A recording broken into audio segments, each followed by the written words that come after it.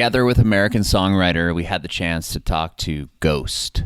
Adam was able to talk to Ghost over Zoom audio. Check out his new mixtape, Wait on Me. And check out our YouTube channel and Facebook page at Bringing It Backwards, and follow us on Instagram and Twitter at Bringing Back Pod. We'd appreciate your support if you follow and subscribe to our podcast, wherever you listen to podcasts. We're Bringing It Backwards with Ghost. Yeah. Hold on, let me put these headphones in.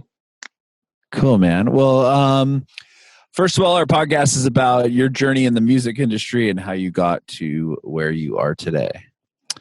So I was just going to start out by I read that you grew up in North Carolina. You want to tell me a little bit about that? Yeah, sure.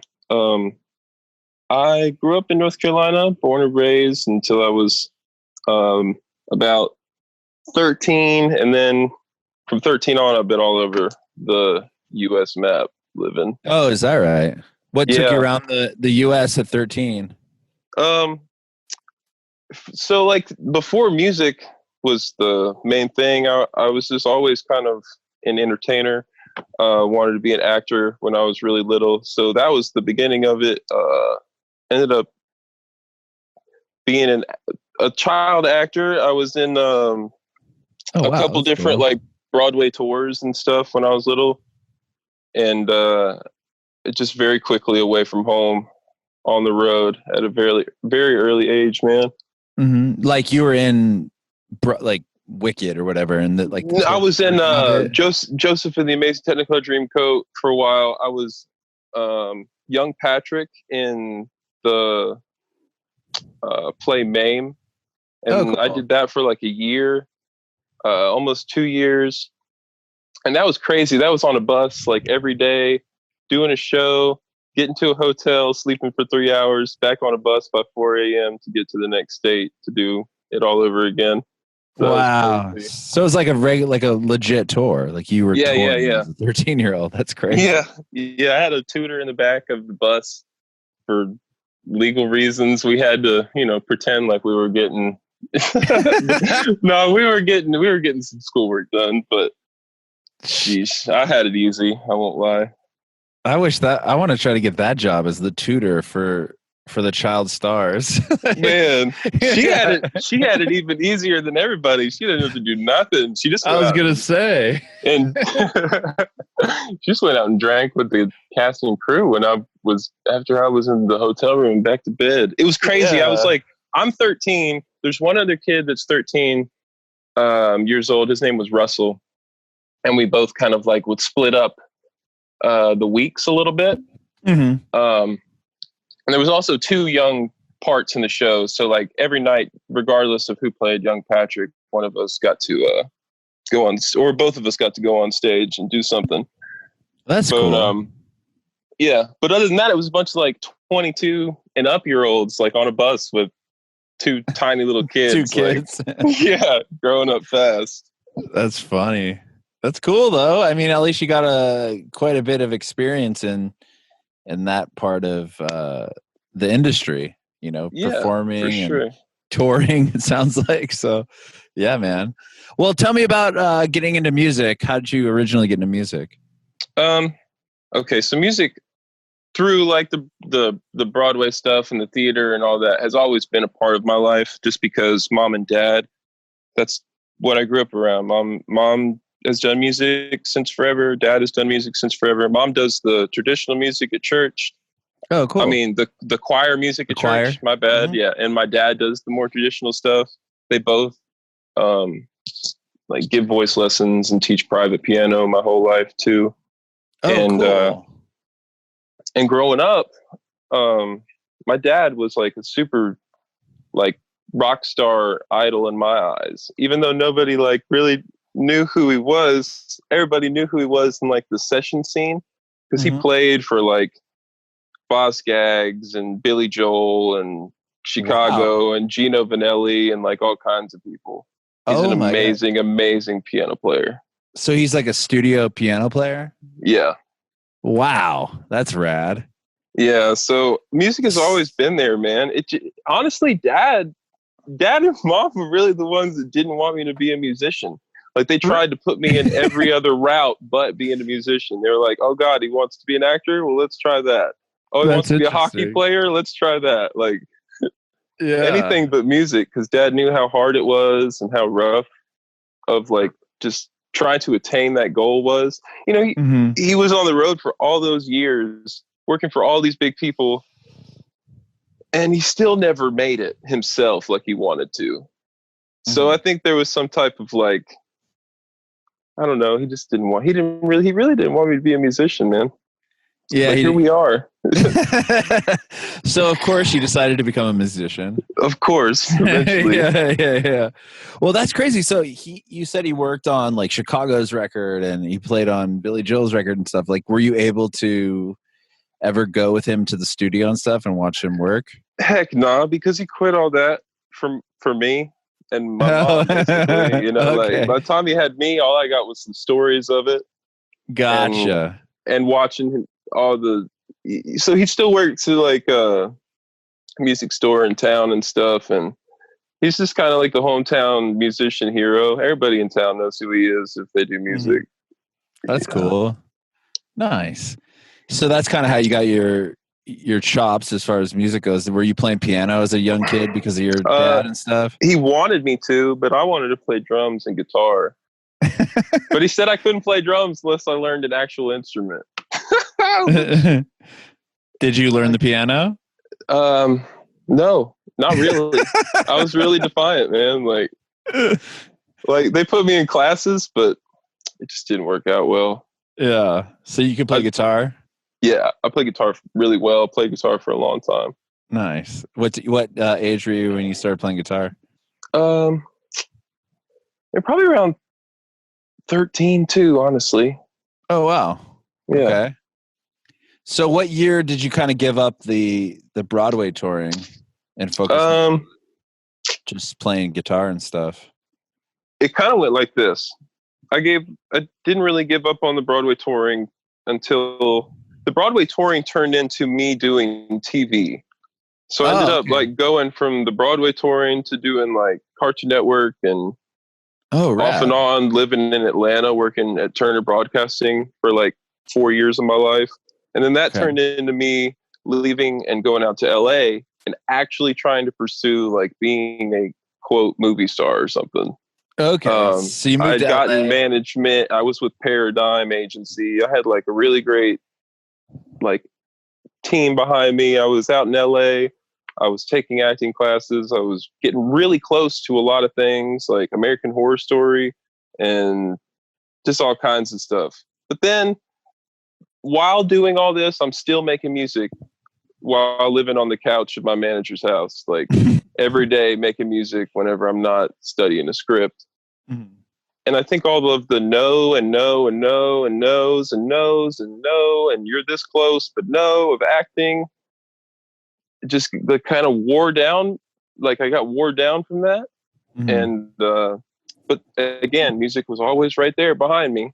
Mm-hmm. And I was about 18 years old living out in LA, and my dad calls me and he says, hey, my buddy Tim's got a job for you at this really nice studio out in LA if you want to take it. I know he knew I wasn't happy out in LA. So I said, you know what? Let's go. Sorry, you said your dad's friend had a studio in LA and you're already in LA? No. My bad. He had a studio in Tennessee. My bad. Oh, Nashville, okay. Where I'm at now. That's my bad. Nice. Okay. So no worries. I was trying to follow along. I'm like, wait a minute. Okay. So yeah. So he has your dad's buddy had a studio in Nashville or in Tennessee, and you decided to take him up on the offer. Yes. Wow. Was that kind of a hard decision to make? Not as hard as it should have been. Now that I'm thinking back, I mean, I was living in LA and like at my manager's place, and like things were cool, and I decided to like throw all that away to like pursue this maybe music career in Nashville, Tennessee, where I'd never been before. So it's kind of crazy, but here we are. Were you writing songs and stuff? Like always as like a child and stuff? Yeah, that's like when I say music was behind me, like the music part I've always just been making music during all of this other stuff. It was just kind of not the main thing, or like not what we were focusing on 100%, not where I thought my talents were going to lead me 100%. But then it kind of did. It just did. It's like, no matter how bad mom or dad didn't want me to end up doing music, or how much I wanted to be an actor at whatever point in my life, music was always just right there being like, nah, you're gonna be a writer. You're gonna be a producer. Yeah. Wow. That's cool though. I mean, like, well, tell me about like in high school and stuff, if you were doing the Broadway thing, were you able to like play in bands with other people, or like? I played at the church some. Oh, cool. Okay. Growing up, high school and like school wise was weird for me because I was gone so much. I really didn't have like a normal, like I didn't even like, I was homeschooled most of the time because I couldn't be at normal school. So I don't even really have like too many friends back home. I have like 3 or 4 I could really like name because of the whole, like, it's not having much of a childhood there. Sure. Like not having you're not going to school every day with the same kids through elementary school and middle school, high school, or whatever. Yeah. Cause you're actually working and doing something. And when I did show up, they would be like, yo, there's that kid that's like never here, but somehow passes grades. That's awesome. Did they knew what you did? Did they know? Yeah. Was that a cool thing, or I don't knowing that? I don't think it was like either way for me. It didn't make a difference either way. Nah, not really. Right on. So then you moved to Nashville to really pursue the songwriting thing, and then like you start working at the studio, and then what happened next? So we get down here, start working at the studio, right? Mm-hmm. A week later, somebody buys out the studio, and I lost my job. Oh my gosh! Within a week? Within a week. How did they not know that they were selling it? Like, that's crazy. Somebody with a lot of money just came in and flipped the script on somebody. Yeah. Oh, wow. That's crazy. Yeah. So you're working at the studio for a week, and then you move all your stuff out to Nashville. Yeah. And then what do? You're just like, And then the guy who got me the job was like, look, I know that you can I know you know how to program beats. Mm-hmm. And I know this guy out in New York who runs a karaoke business. Maybe I can link you guys up and you can make some money while you're figuring out what you're going to do next. Like karaoke, like karaoke like if you go to a karaoke bar and you play the song, it's way too expensive for that company to buy the actual beat that the artist was on. So they have producers remake all the beats or all the songs. Everything you've ever heard karaoke has been remade by somebody. Oh, okay. I was always wondering that. Like, I'm like, did they just somehow, like, how were they able to like drop the vocals out and stuff? No, like, yeah. Like, so they would send me like a list of like the top 100 popular songs. And he would be like, I'll pay you $100 for each track you get done, but they have to be good and pretty much exactly like the original. Wow, that seems like a lot of work for $100. It is, man. But when you're broke and you just lost your job, you're like, all right, bet that. And because it was only $100, this is the funny thing. I started getting really fast. Like I would be knocking out Katy Perry tracks and like Justin Bieber tracks, and I would be doing like 10 of them a week, like 15 a week. Wow. And he finally texted me back and was just like, hey man, like what's going on? Like, are these legal? Like, are you cheating the system? And I'm like, no, I'm not. Everything's fine. Which they were fine. Everything was fine. I was just getting really, really good really at using fast at it. Pro Tools and FL. I was just getting really fast at it. So how would you, they would send you, say, get like Katy Perry, right? So they send you Katy Perry's Roar. And then what do? You have to listen to the song, like the actual recording, and try to like mimic it? Yeah, so I would put like the main track in there on the session and just A and B back and forth and completely mimic every sound. Just every hi-hat, every synth sound, and then find the synths that were as close to those synth sounds that they used, not just the melodies and stuff. So yeah, it was really tedious process. Wow. That seems like it would be really hard to do. But again, I think I'm only good at this because of my dad. One of the things we used to do in the car is he would go through all the songs, like his favorite songs, and pick out and show me like all the tiny little intricate things that only happen once.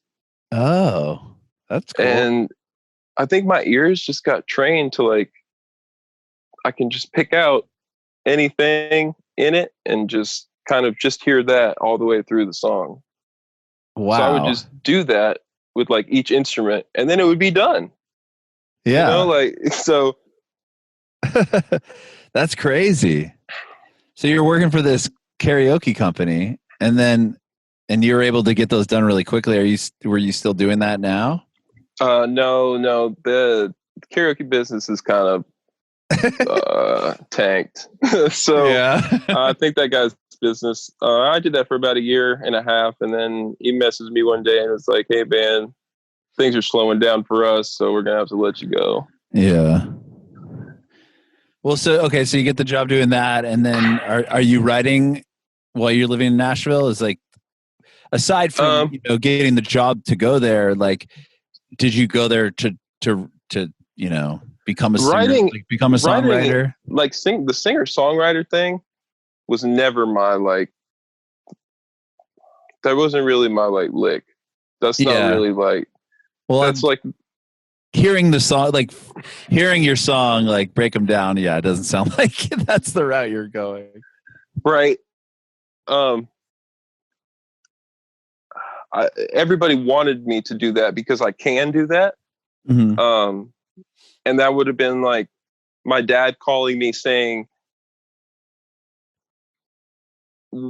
"Stop making this so hard on yourself and just write some singer-songwriter songs. Go play at like Bluebird. Go play at these places where you can get into and like maybe somebody will pick up your song. Maybe get some traction." And I was so determined to be like, just somehow get my beats to Drake. Okay, like I was just so determined to just somehow like make it happen. Not doing it that way. It's probably why it took forever to make it happen doing it my way, but you know.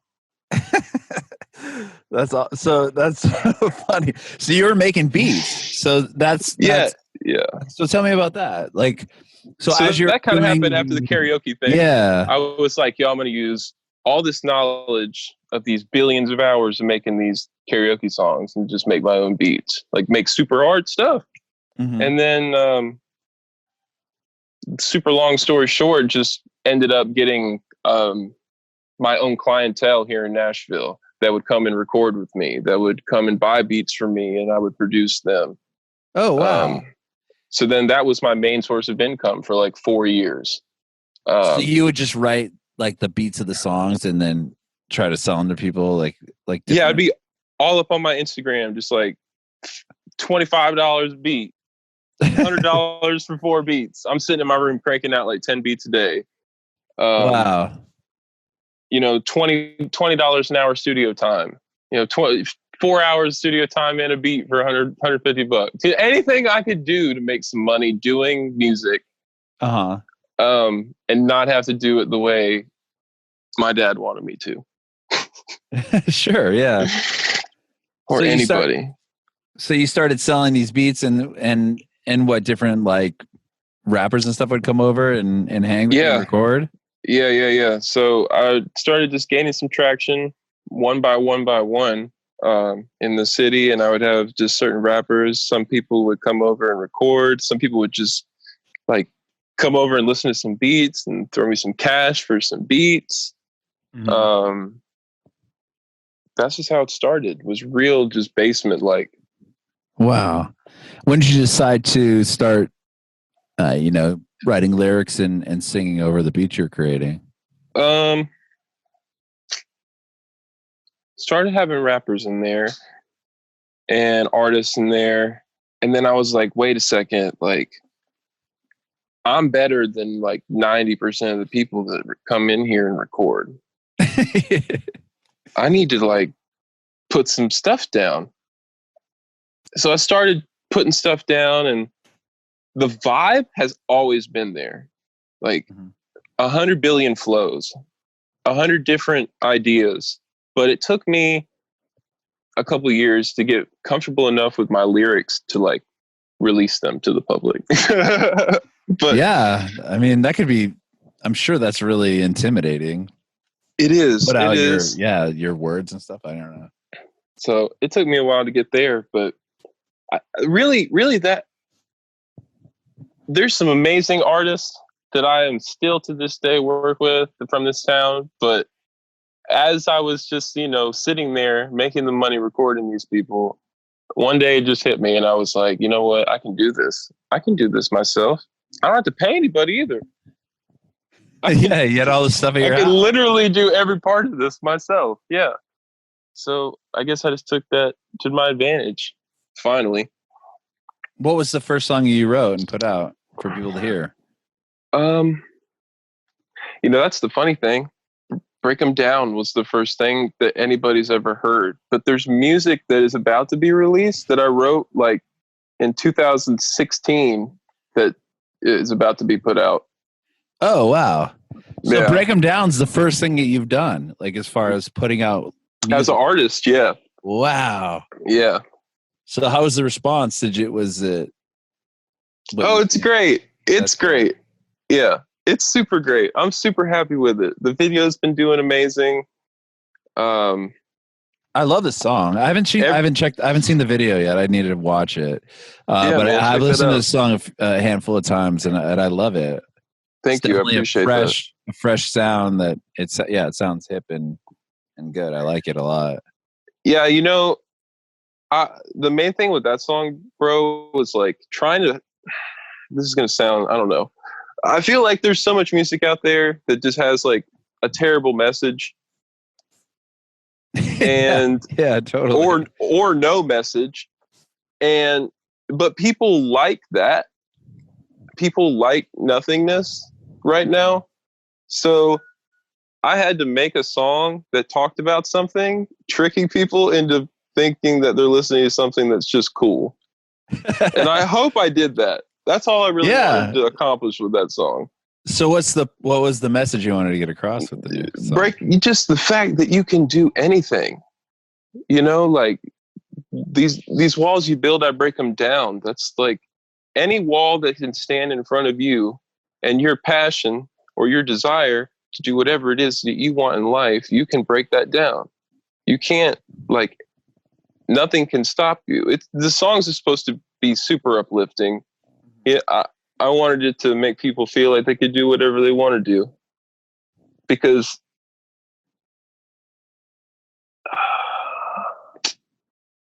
I don't know. When I was at Bonnaroo, I got really inspired, and I don't know. It's just the empowerment of being able to walk out on a stage or to your job or your work or anything that you truly love to do and do that. There's something about that that's just